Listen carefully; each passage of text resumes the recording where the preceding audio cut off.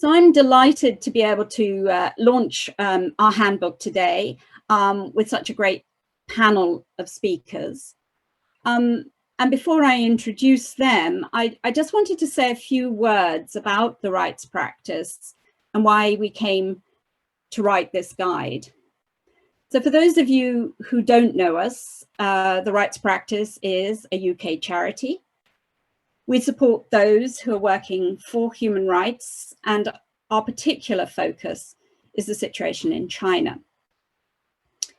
So for several years, the rights practice has been very closely monitoring the situation in Xinjiang and the appalling treatment of Uyghurs and other Turkic communities in the region.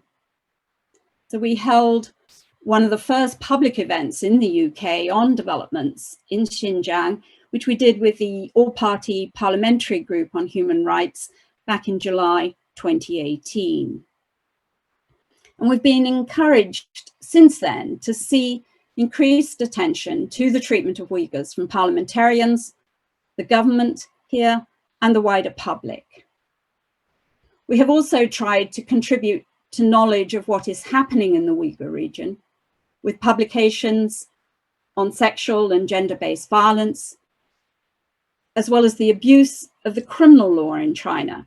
And this is a development which has resulted in a massive spike in the number of people in Xinjiang who've been sent to prison. We also carried out a survey among Uyghurs in Britain, and this helped inform our submission to the Foreign Affairs Committee inquiry into the detention camps in Xinjiang, which they launched in autumn 2020. So the overriding message we got from that survey was the high level of anxiety among Uyghurs in the UK and their desperate desire for information about their family and friends in Xinjiang. The region is not only characterized by high levels of intrusive surveillance and incarceration, but is also an information black hole. So with a small but growing number of Uyghurs coming to the UK, we wanted to offer something practical to help the community adjust to life in Britain and to suggest some practical steps that individuals might take to resist harassment and seek information on imprisoned family members. The handbook we're launching today is the result of consultations with members of the community, and we're very grateful for their engagement and encouragement of this project. So I'd like to thank everyone who has contributed to researching, writing, fact-checking, and sharing the handbook. Any mistakes are ours, and please let us know if you spot anything. But I'm also grateful to the immigration lawyers who reviewed the chapter on immigration pathways and asylum. And I'd like to thank the Foreign Commonwealth and Development Office for their financial support. So we want Uyghurs and other Turkic communities from China to feel welcome here in Britain. This year's Refugee Week is encouraging a celebration of community, mutual care, and the human ability to start again. We hope our handbook is a small contribution to helping Uyghurs in the UK start again. So we have three main speakers today as well. I'm glad to say as a representative from the Foreign Office. And I will introduce each of them before they speak. Although much of the handbook includes information relevant to many newcomers to the UK, we have also tried to address a couple of issues which are specific to the Uyghurs and other communities fleeing Chinese repression. And I will make a few remarks on the problem of transnational repression and access to information before we open up at the end for any questions. So I'm delighted to introduce our first speaker today. She is Maira Aisaeva.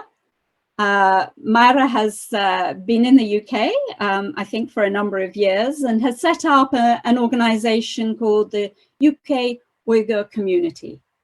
And she will tell us something more about the Uyghur community in Britain and some of the challenges they face.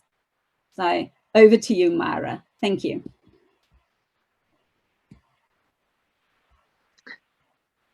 Hello, hi everyone. So my name is Maira Aisaeva. I'm Uyghur activist. I've been living in the UK for the last 16 years. And yeah, first of all, I would like to express my appreciation to the right practice. So for the great job you've done for the Uyghur community. So for the handbook you issued. So it's very useful. And it contains information, very essential information, so detailed, easy to understand, downloadable. So, and I've been receiving feedbacks on so from community, so that they've started using it, and it's very useful. So, and they really appreciate that. Right. So the UK Uyghur community, so it's not that big. So the number that approximately I say is around 500 people. So that's what we know, obviously. So the majority based in North London, North East London, some parts of West London. So we kind of spread, the majority is spread in London. So we do have some families, they live outside London, so in areas such Oxford, Cambridge, Leicester, Birmingham, Middlesbrough. In Manchester, we do have around 10 to 12 families, so they kind of having their own little community, mini community, and they stay well engaged, so they well engage with each other and stay attached to each other. So we do have families in Wales and Edinburgh. So, and I can say that recently we've been joined by a few families who moved from Bermuda Island. So from there's a self-governing British Overseas Territory. So, and they've settled here, so we know that we've been engaging with them just to check on their well-being, you know, how they settled, if they need any help. So, and yeah, so they were sent a copy of the handbook, and they found it very useful. So from about where Uyghurs been coming from to the UK, so the majority, around 88 to 90% of the Uyghur population in the UK, they came from East Turkestan, so-called Xinjiang region. So, and the main reasons, obviously, they've been fleeing country, so for the oppression.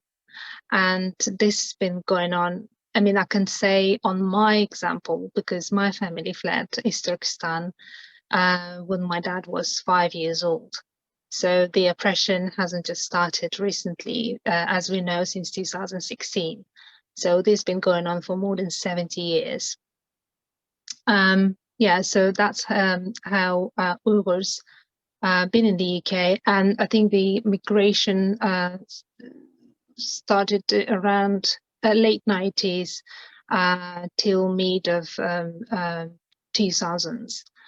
So then, as to my knowledge, we know that the flow kind of wasn't directly from East Turkestan. So since 2016, so we know that Uyghurs who came to the UK and are seeking asylum, they've been coming from different countries such as Turkey, United Arab Emirates, or other countries. So we do also have other families who come from different settled countries, like European countries, like Norway, also live in the UK. So with regards to the age group, so what I can say is I've just divided, like, to say 65 to 70 age group. So we probably have very few people, very, very few. So between 55 to 65, I also can say, you know, not that many. We can just count. I couldn't turn it into the percentage, just say a few numbers. Between 40 to 55, I think that's where the largest number comes from. So the majority of the Uyghurs are between that age, 40 to 55. So then I think it's slightly decreasing between 30 to 40. And it's a kind of next generation. And I could work out the approximate amount, I mean, the percentage of people between 18 to 30, which is 15% of the current Uyghur population in the UK. And between 30% to 32, so they are children under 18, so of the whole population that we know. So that's the age group. So with regards to concerns, what kind of concerns? I mean, since 2017, since 2016, when the crackdown was announced, and people, Uyghurs, they've been forced to stay where they actually had no choices, stay in their countries, in those countries where they were at that moment. So, but we know the immigration flow obviously came because of they've been either monitored or interrogated in those countries, followed by the Chinese officials. We know there is a statistics of Uyghurs being caught and sent back to Turkestan, and many of them disappeared. But really, say that it's very fortunate, and I think it's a great opportunity for those who managed to come to the UK and settle here. But there are still concerns appears throughout the community. So I might mention language barrier as a concern, but I think for Uyghurs it's not a big issue, because we are really skilled, I think, to learn different languages while we're settling somewhere. So and it's very common. And as soon as we in the new land, we're trying to learn the language. So through the online course, through tuition, to going to colleges, wherever opportunity is given. So we just take it and do it, because we know we have to do it, and it's gonna save our lives. But for those who for new arrivals, I think what people do, so if they're trying to find through relatives and friends some connection, let's say in the UK, I've been approached with by a few, for example, and they asked me to interpret, to support with translation or interpreting. So in that case, but it's very rare, obviously. But I know those people know English, but I think it might take a little bit of time for them to settle and, just to use language in their normal daily life. So fear and anxiety, so coming to the new foreign country, so that's very common and obvious, I think, feeling and concern for everyone, for every Uyghur. So because they just coming to the new settings, new rules, new legislation, new environment, new people. So and I think it's very important that they so we understand that the support is available, and I think your handbook is very useful to know what services are available. So with regards to just because when you change the place, so obviously I think you go through the period of depression and anxiety. So that's normal. And as soon as and as long as we know where to refer, so I, you know, and I'm happy so for new arrivals kind of to direct and tell what is available. So trust, I think, build the trust amongst the community is, I think, one of the, it's not an issue, but it's a challenge, I think. So, and it's been from experience. So what I understand from it is that new arrivals or people who've been living here, so the community hasn't had that setting of, you know, the common being a whole community. So as an example, I know from so just give an example of some communities.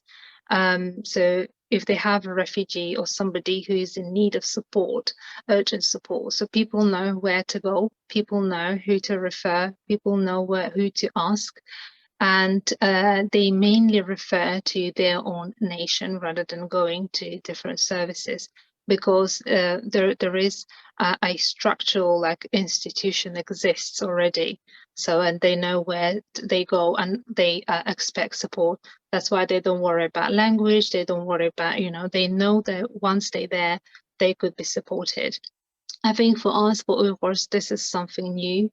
And so we need to, I think, get used to it, used to the environment, and you know, used to know each other, and then try to you know, build that trust, or at least give the opportunity so to each other, and request that support from each other. And I do understand that this is, you know, this is very common amongst us.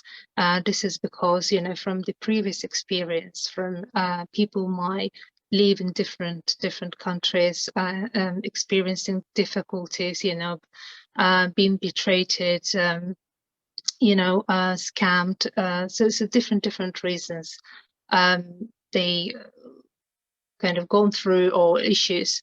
So that's why when they come into the new country, and if they see the community is there, so they're very conscious, and I think very careful, so who they engage with, so who they see and who they speak and what they share in terms of information. So which is understandable. And but what I would like to you know, say to the community is that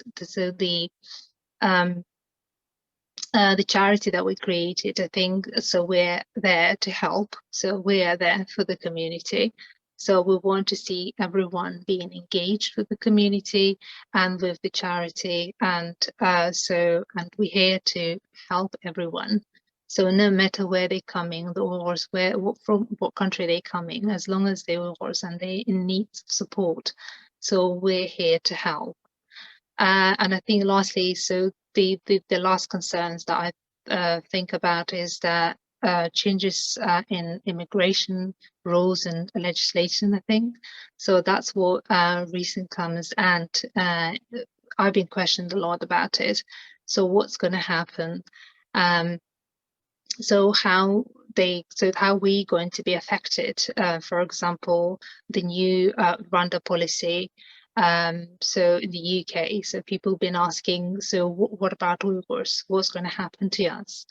So, but obviously, so although it's clear, been said that, you know, there are some criteria. So if you don't fall in that criteria, so you are, so the chance for you to be sent to Rwanda is high.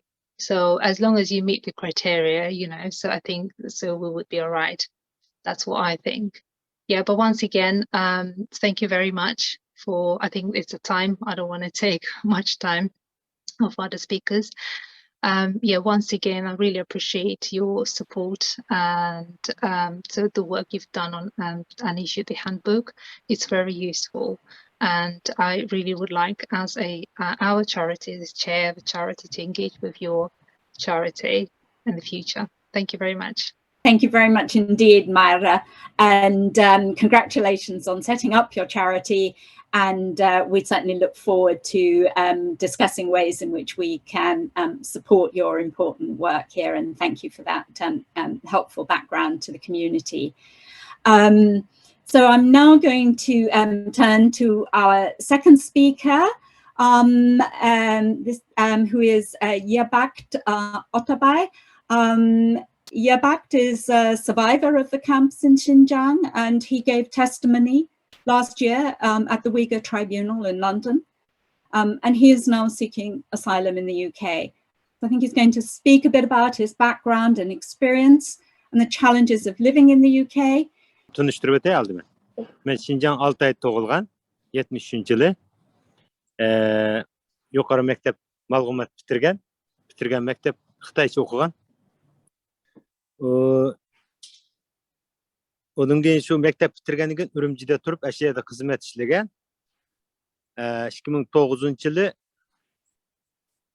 Kazakistan'a ötüp Kazakistan işledim. So Xitay'ın kompaniyası neft'te işledim. Onun keyin u yerden çıkıp şu özüm aşınday şahsi hizmettemdi özümüzün. Aşındak işledim. 2017 yılı dadam ağırıp kesel bolgandan keyin men Xitayga öttüm. Aşı vaqtda mening şu pasportumdu alıp şu lagerga apardı. Şu 2017 yılı 5 ayın 25 mi?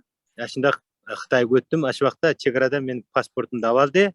Onun keyin meni Uyghur lagerga emas, meni türmege apardı. 2017 yılı 8 ayın 16 günü. 8 ayın 17'si türmege apardı. Onun keyin meni 11 ayın 23'ü Uyghur lagerga apardı. Onun keyin meni 2018 yılı 3 ayın 16'sı yangadan sağan bir Uyghur lager barken Aisaeva'ga apardı. Yangadan sağan türmede bir ay turdum. 2018 yılı 4 ayın 17 günü meni qaytadan şu Uyghur lagerga keldi. Baganda aş türmede 98 gün yattım. Birinci türmede. Ma ikinci yangadan sağan türmede bir ay turdum. Onun keyin meni yangadan sağan Uyghur lagerga apardı.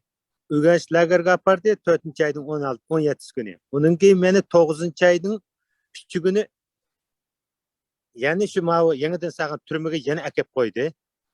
2018 yılı. Onun keyin o yerde 11 ayın 23'ü şu yangadan sağan türmede men yana qaytadan şu yangadan sağan Uyghur lager barken Aisaevada apardı. O yerde şu men zavod işledim. O yerde 2018 yılı 12 ayın 23'üçe zavod işledim. 23'ü aşı meni çıkarıp uy qamoqqa apardı. Onun keyin meni şu uy qamoqda 2019 yıl 5 ayın 23 günü Kazakistan'a ötküzüp berdi. Ötken vaqtda aşı chegaradan mening jiq ishlarni aşı nima qog'oz to'ltirdi. Ma yerda o'rganish qilganingni, hamma bo'lgan ishlarning hammasini demaysan. Bu yerda urug' tuqqanlaring bor, bola chaqang bor, ota-onanglar bor. Shuni o'ylasang, bu yoqqa borganda har qanday bir ishni bu yoqdan bu yoq demaysan deb meni qo'l qo'yg'izib 5 ayning 23 kuni 19 yili chegaradan Payshtoning adamı meni vaqt chegarasidan Qozog'istonga o'tkazdi. U yerda ham uyga borgandan keyin men yana shu burung'ida Xitoy kompaniyasida ishladim. U yerda men 2 oy ishlagandan keyin ular dedi sen Xitoyda lagerda yotibsan, Qozog'iston kelganing ota yurtga maoshni deyapsiz. Shuningga hukumatdan nima keldi? Biz sizni ishlatolmaymiz. Xizmatdan chiqib ketmasangiz bo'lmaydi, bizga chataq bo'ladi deb men xizmatdan chiqarib etdi. Şu Aisaevadan çıkıp hem de men xizmat deysem demesem chiqib meni Qozog'istonda xizmat ishlatmaydigan. Shuningga men ham de bu cho'ng sotlar qatnashimiz kerak ekan. Bu Xitoyning ishlayotganini men deyishim kerak deb mana shu London sotga birinchi qatim qatnasha olmay qoldim. Ikkinchi retga qatnashdim. Shuningga men Angliyaga kelib sot qatnashib mana ishning davom Xitoyning yasayotgan ishini oshkorladim. Şu Uyghur sotga qatnashib, şu mishada qoldim. Endi hozirgi nima ishlarim bu yaxshi, lekin endi uyda bola chaqam, ayol bala chaqamga, yani şu Xitayda qalgan, vatanda qalgan dada apama, şeyda qalgan balalarımla şunu qanda ekan hozirgacha hech qanday uqmayman. Lekin endi sizlarning saq-salomat bo'lishini tilayman. Thank you very much indeed, Yerbakyt, for sharing that with us, and thank you for your courage in speaking and giving testimony to your terrible experiences being detained and in the many different places and the extent of sort of intimidation that you and also you know, the impact on your family. So we wish you luck. I'm now going to introduce our third speaker, Michael Polak. Michael is a criminal barrister at Church Court Chambers. We're very grateful, Michael, for you taking some time out from court. He's also Director of Justice Abroad, and he's been providing legal advice to the Uyghur community and supporting their advocacy, and will share a little bit about his experience. Thank you, Michael. Yeah. Thank you so much for having me. It's a lunch hour at court, so it's fantastic to be able to come on here and hear some of the testimony that we just had in regards to the terrible crimes being committed against the Uyghur people, and it does bring it back to us a little bit about what this is all about. May I congratulate everyone on the handbook. It's fantastic, great idea, and you know, covering really useful areas for Uyghurs in the UK. So absolutely fantastic piece of work. Hopefully it will be replicated across you know, across the world where Uyghur people live, Australia, Canada, the US, etc. So I think it's a very useful document, and hopefully it creates a drive to create the same thing in those jurisdictions.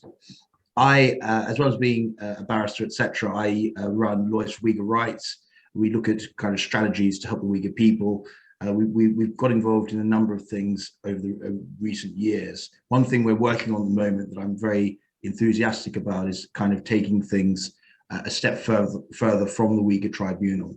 And the most important thing I think about Uyghur advocacy is everyone's work builds on top of the work which has been done before. So for example, in the work that I'm doing at the moment, we've used parts of the Essex Court opinion, and then the Uyghur Tribunal has been so helpful for collating evidence and being able to access evidence about what's happened. And then what we're doing is we're looking at using universal jurisdiction to push for justice for the Uyghur people. And the jurisdiction we're looking at is Argentina. And the reason why Argentina is so attractive is they have a very broad universal jurisdiction provisions. Universal jurisdiction just means that for some crimes, they're so serious that it doesn't matter where they occur, but domestic legal systems, you should be able to prosecute them within those domestic systems. And it's something, there's always a move in international criminal law between tribunals to domestic courts and then back again. So there are different periods where the tribunals were all the rage and everything was being done in the ICC or the ICTR for Rwanda or the Yugoslav Tribunal, etc. And now there seems to be a move back towards domestic courts, because the international courts have been swamped with a lot of work, and they only choose certain cases to take up. And also in regards to international courts, the main problem, as you all know, is how China blocks access to those international tribunals because of their place as permanent member on the Security Council. So that's why domestic courts really are the next big thing in international criminal law. In Argentina, under the constitution, for certain crimes, it doesn't matter where they happen, they can be prosecuted in Argentina. And the process in Argentina is very interesting because it's independent from government. In some of the universal jurisdiction countries, such as, for example, Turkey, you need permission from the government or the Attorney General, government-connected people. Whereas in Argentina, it's a fully judicial process. So you make your complaint to the court in Buenos Aires. They will assign a prosecutor, an investigating prosecutor, an investigating judge to it, who decide if they're going to investigate the case, and they can order a full investigation. At the end of their investigation, they can order people to be charged, extradited, etc. So they have full range of powers as judges there. And I think that's very important because lots of countries have put up a barrier to the use of universal jurisdiction, of course, and brought politics into it. whilst in Argentina, of course, there will be political pressure from China. There's a Chinese base in the south of Argentina. We've received contacts from people holding themselves out to be Argentinian Foreign Affairs, telling us not to go ahead with it, that kind of thing. The actual process is legal rather than political. There's no political impediment to it. So we've been putting together very strong submissions based on a lot of what came out in the Uyghur Tribunal, along with expert evidence to show what's taken place.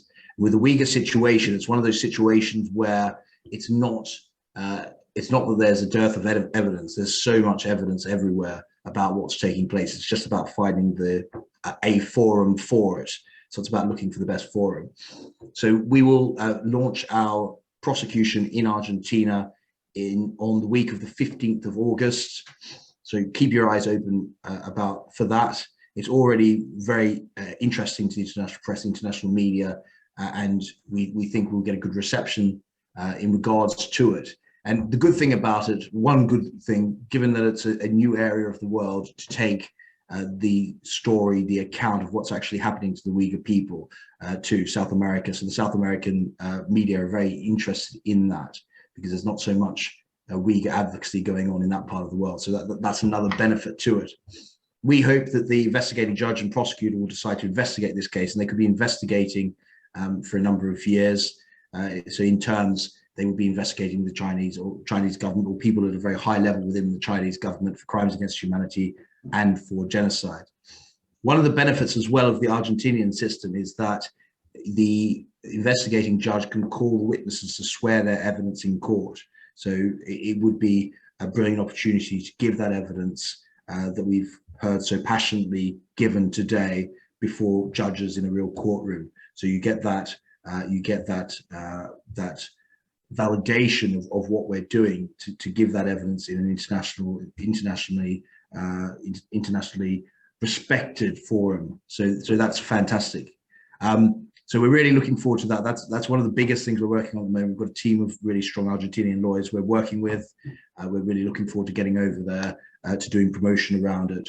But I must say, and it's very important to remember that this work builds on the work which has been done before. So it really is a kind of upside down pyramid where someone starts doing the research and it feeds up and up into more opportunities for justice. So we're very excited about this, and it's not just all theoretical. Of course, we'd like the Argentinian courts to issue arrest warrants, which would be a huge step.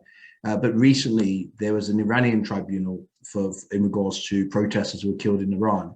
And because of the work they had done, 2 Iranian nationals were arrested in Sweden and are going to go on trial in Sweden. So the work people do in these areas does lead to real justice. It may take time, but it does lead to real justice. So those who participated in the Uyghur Tribunal, which was fantastic for gathering evidence, but there's also what happens afterwards. So if we make get enough interest in what's happening in Argentina, of course, people will keep their eyes open for those who've inflicted so much pain and savagery on the Uyghur people. So if anyone wants to reach out to me, I know I can see the list of names. There's many friends there, people I've met before, but there's also people I haven't met before. Do get in touch with me.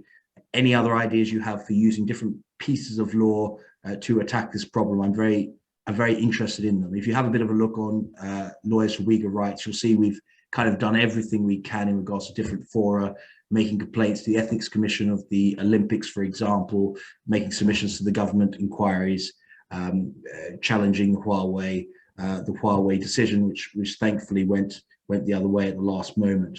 So if you think of anything, you think, well, why isn't someone doing this? Then let me know. We can think about how to put it together. But I really must congratulate you, Nicola, on that. The handbook's fantastic, and I know lots of people have put some work into it because it's got so much great information in it. It will be useful to Uyghur people, and I really hope I'm not putting too much pressure on you, but I hope to see one put together for every country where there's a big diaspora of Uyghur people. Before I hand over to sort of see if we've got any questions, I just wanted to make 2 more sort of remarks really about what we've 2 issues that we've addressed in the handbook. which perhaps are particular really to the needs of the Uyghur community. One is the problem of transnational repression, and Yerbakyt has talked a bit already about how he, even in Kazakhstan, was under pressure as a result of his experiences and coming from China. And the other is the desperate need for information among Uyghurs. And we tried, we recognize that these are serious issues, and perhaps the handbook can only go a small way to trying to address them. So particularly with transnational repression, and we know that there have been a number of important reports on this issue from a number of organizations. I can think of Index on Censorship, Freedom House, to name just a few. Of course, one of the most serious consequences is the risk of extradition to China. Unfortunately, the UK does not have an extradition treaty with China, so Uyghurs here are safe from that worst form of repression. But we know that they can experience harassment, and we are aware of reports of intimidation of Uyghurs in Britain by staff in Chinese embassies. But perhaps the main form of harassment is coming from police or local cadres in the Uyghur region. And we understand a bit the pressures that Uyghurs feel under to respond. But we tried in the handbook to give some really practical advice drawn on first-hand conversations with Uyghurs and thinking how to respond. And we do want to encourage Uyghurs to let us know about their experience of any kind of intimidation, harassment, particularly from those in the UK, but this may be something that needs to be looked at more transnationally. We've put a simple reporting form on our website, and we encourage community members to let us know a little bit about that experience. We will treat any information in strictest confidence. We may get in touch for more details to ensure we understand the situation.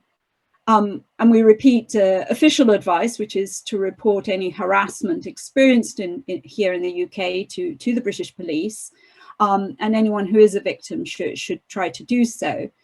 And so we would not be taking any individual cases to the police, but we would look to perhaps aggregate any information so that we have a better understanding of the kind of harassment the community may be experiencing now. And we also hope that maybe by putting this, by publicizing this, by drawing attention to this as an issue, it maybe acts as a bit of a preventive measure for anyone in the Chinese officials who may think of pursuing this.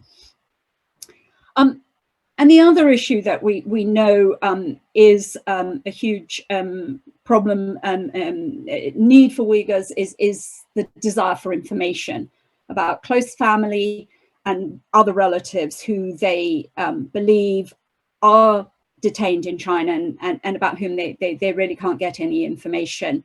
I think we all know just the huge communication challenges that Uyghurs experience trying to speak with relatives, both kind of technical channels and the risk of communications being monitored and the consequences for relatives in China. So we do share the experience of one Uyghur family here in Britain that contacted the Chinese embassy in London via their MP and was able to get a certain amount of information. So that is one option. We've also provided perhaps, some information about how the Chinese legal system operates and how you might think about appointing a lawyer in China. We recognize fully the challenges in doing that, but that may be a possibility, at least not less perhaps for taking some kind of litigation in China, but more perhaps in terms of having a lawyer help secure information. There are obligations to provide information, and it may be that this is something a lawyer could help with. We also mention in our handbook the Red Cross having a family tracing service. We've been unable to get confirmation from the International Red Cross in Beijing that this actually, that they would be able to facilitate this.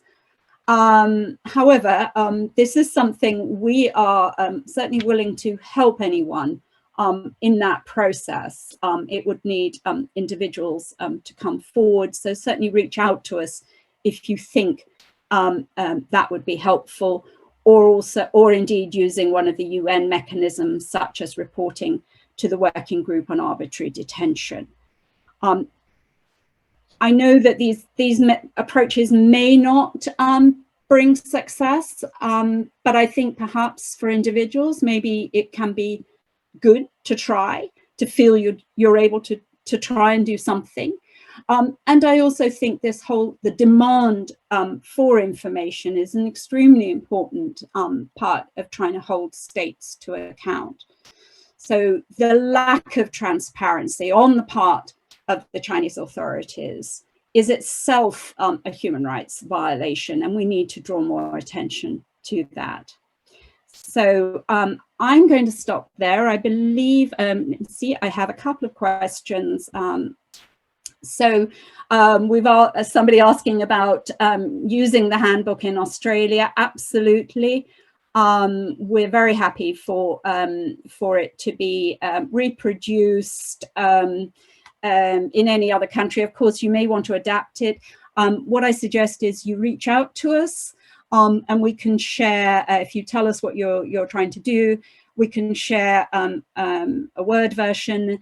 The document is also available in Uyghur and could be adapted. So please, if you want to adapt it in any other country, reach out to us and we can discuss how to go forward on that. And then we've got a question really about the situation for Uyghurs seeking asylum in the UK and how they're viewed.